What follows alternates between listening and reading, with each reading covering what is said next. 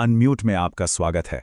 आज हम बात करने वाले हैं हमारे पड़ोसी पाकिस्तान की, और वहां हो रहे एक ऐसे बदलाव की परतें खोलने जा रहे हैं जो भारत के लिए एक नई और शायद कहीं ज्यादा खतरनाक हकीकत बना रहा है। एक सवाल है, क्या कोई सेना बिना एक भी गोली चलाए, बिना टैंकों को सड़कों पर उतारे किसी देश की सत्ता पर पूरी तरह से काबिज हो सकती है? सुनने में शायद ये किसी फिल्म की कहानी लगे, है ना? लेकिन जो कभी एक थियरी लगती थी, वो अब हमारे पड़ोस में एक हकीकत बन चुकी है। तो चलिए समझते हैं कि ये नए तरीके का तख्ता पलट आखिर है क्या। देखिए, जब हम तख्ता पलट या कू शब्द सुनते हैं तो हमारे दिमाग में क्या आता है? टैंक, फौजी बूट, संविधान को सस्पेंड करने की खबरें, मतलब वही पुराना पारंपरिक तरीका। लेकिन अब एक नया और कह सकते हैं कि ज्यादा शातिर तरीका सामने आया है। इसे कहते हैं कॉन्स्टिट्यूशनल कू या संवैधानिक तख्ता पलट। यहां सेना तोप का नहीं बल्कि कलम का इस्तेमाल करती है। मतलब एक दिखावा तो बना रहता है कि नागरिक शासन ही चल रहा है, लेकिन पर्दे के पीछे सारी ताकत कानूनी तौर पर हमेशा के लिए सेना अपने हाथ में ले लेती है। तो ये संवैधानिक तख्ता पलट असल में है क्या?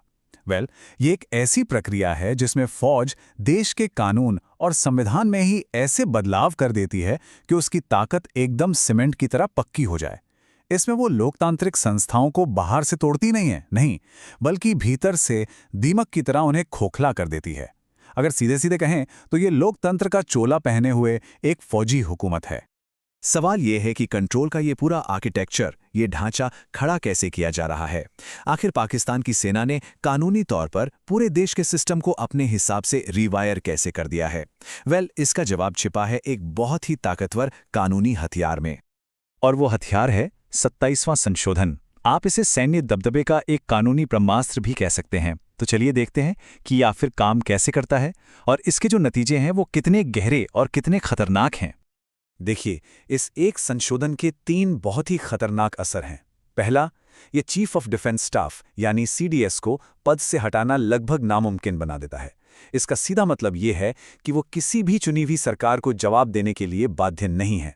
दूसरा, ये मिलिट्री लीडरशिप को किसी भी एक्शन के लिए आजीवन कानूनी सुरक्षा देता है। सोचिए, एक ऐसी ढाल जो देश के प्रधानमंत्री के पास भी नहीं है। और तीसरा, जो शायद सबसे अहम और सबसे चिंताजनक है, ये देश के न्यूक्लियर वेपन्स को कंट्रोल करने वाली नेशनल कमांड अथॉरिटी यानी एनसीए का अल्टीमेट कंट्रोल सेना को दे देता है। और यहीं से बात सबसे ज्यादा गंभीर हो जाती है।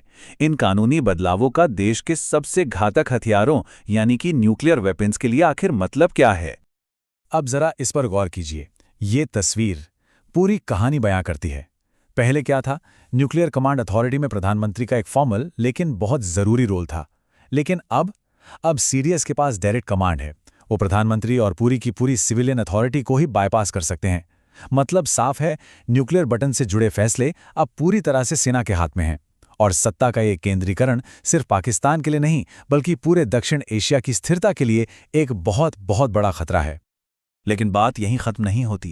यह सिर्फ पाकिस्तान का अंदरूनी मामला नहीं है। नहीं, यह अंदरूनी संकट अब दहलीज पार करके एक बाहरी खतरे में बदल रहा है। और इस्लामाबाद में सत्ता पर सेना की ये पकड़ पूरी दुनिया के लिए और खासकर हम भारत के लिए बहुत गहरे मायने रखती है। देखिए, ये एक बहुत पुरानी और जानी पहचानी स्ट्रैटेजी है जिसे कहते हैं डिस्ट्रैक्शन स्ट्रैटेजी या ध्यान भटकाओ।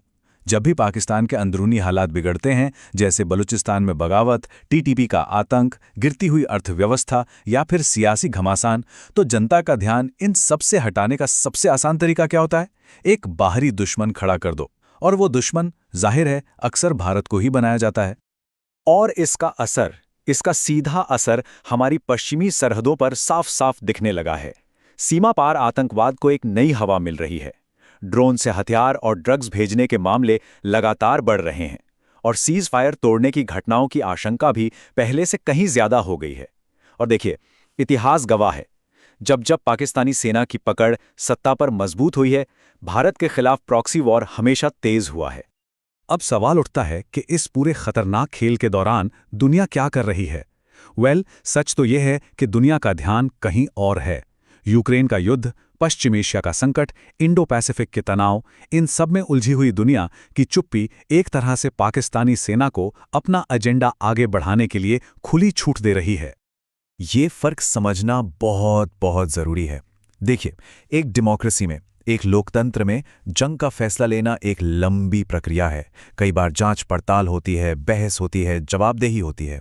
लेकिन जब सत्ता सीधे सेना के हाथ में हो तो ये रास्ता एकदम सीधा, छोटा और बेगाम हो जाता है। और जब कोई सवाल पूछने वाला ही ना हो तो एक छोटी सी गलतफहमी, एक छोटा सा मिसकैलकुलेशन भी एक बड़े संघर्ष में बदल सकता है। और यही सबसे बड़ा जोखिम है। तो फिर सवाल यह है कि इस नई और ज्यादा खतरनाक हकीकत का सामना करने के लिए भारत की स्ट्रैटेजी क्या होनी चाहिए। अब हमें एक 3 आयामी, एक 3 pronged और मजबूत रणनीति पर फोकस करना ही होगा। देखिए, सबसे पहली बात तो हमें यह मानना होगा कि पाकिस्तान में डेमोक्रेसी का कमजोर होना अब सिर्फ उसका आंतरिक मामला नहीं रह गया है। इसका सीधा सीधा असर भारत की नेशनल सिक्योरिटी पर, हमारी सीमाओं की शांति पर और आतंकवाद से लड़ने की हमारी कोशिशों पर पड़ता है। हमें इस सच्चाई को स्वीकार करना होगा कि हमारा पड़ोसी एक ऐसी मिलिट्री नेशनलिज्म की विचारधारा को अपना रहा है जिसकी नींव ही भारत विरोध पर टिकी है। तो अब आते हैं सबसे अहम बात पर। भारत का रिस्पॉन्स इन 3 पिलर्स, 3 स्तंभों पर टिका होना चाहिए। नंबर 1, विजिलेंस यानी सतर्कता, मतलब अपने इंटेलिजेंस और डिप्लोमैटिक निगरानी को पहले से कहीं ज्यादा तेज और पैना करना। नंबर 2, प्रिपेयर्डनेस यानी तैयारी, मतलब पश्चिमी सीमाओं पर अपने सिक्योरिटी ग्रिड के हर पेच को कसना। और नंबर 3, डिटरेंस यानी प्रतिरोध। इसका मतलब है अपनी सैन्य क्षमता को इतना मजबूत बनाना कि कोई भी दुश्मन किसी भी तरह की हिमाकत करने से पहले 100 बार सोचे। तो ये 3 स्तंभ, इंटेलिजेंस और डिप्लोमैटिक विजिलेंस, मिलिट्री प्रिपेयर्डनेस और मजबूत डेटरेंस कैपेबिलिटी, ये तीनों मिलकर भारत की नई रक्षा नीति की शक्ल तैयार करते हैं। अब पाकिस्तान की हर सैन्य और राजनीतिक चाल पर 24 घंटे 7 दिन नजर रखना ये कोई विकल्प नहीं बल्कि एक जरूरत बन गया है। तो इस पूरी चर्चा का, इस पूरे विश्लेषण का निचोड़ क्या है? द फाइनल टेक अवे क्या है? वो ये है कि हमारे पड़ोस में एक नया पाकिस्तान जन्म ले रहा है और उसके साथ ही जन्म ले रही है एक नई और ज्यादा मुश्किल हकीकत। ये जो नया पाकिस्तान है, ये मिलिट्री नेशनलिज्म और एक एंटी इंडिया स्ट्रैटेजी की बुनियाद पर खड़ा है। और सबसे खतरनाक बात यह है कि इसके ऊपर संविधान का एक पर्दा डाल दिया गया है जो दुनिया की आंखों में धूल झोंकने का काम करता है। ऐसे में भारत को पहले से कहीं ज्यादा सतर्क, सावधान और स्ट्रैटेजिकली तैयार रहना ही होगा। और आखिर में हम आपको इस एक विचार के साथ छोड़े जाते हैं। अब सवाल ये नहीं है कि पाकिस्तान पर कौन राज कर रहा है, असली सवाल तो ये है कि उस राज का मकसद क्या है। इस तरह के और भी विश्लेषण के लिए UN Amute को सब्सक्राइब करना न भूलें।